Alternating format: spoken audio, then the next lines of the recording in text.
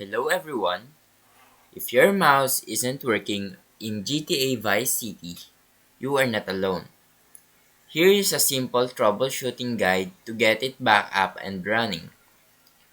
First, exit the game and restart it.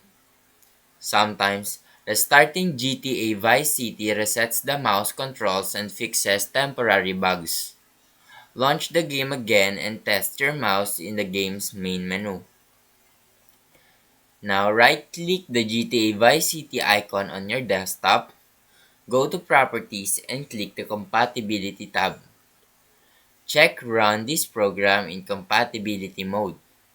Then select an older Windows version like Windows XP. Apply the changes and reopen the game to see if the mouse issue is resolved. Now, press Ctrl plus Shift plus Escape to open Task Manager. Go to the Details tab and find the GTA Vice City process.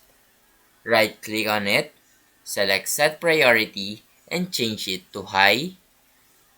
Now this ensures the game has enough resources potentially fixing mouse issues. And with these steps, your mouse should be working in GTA Vice City.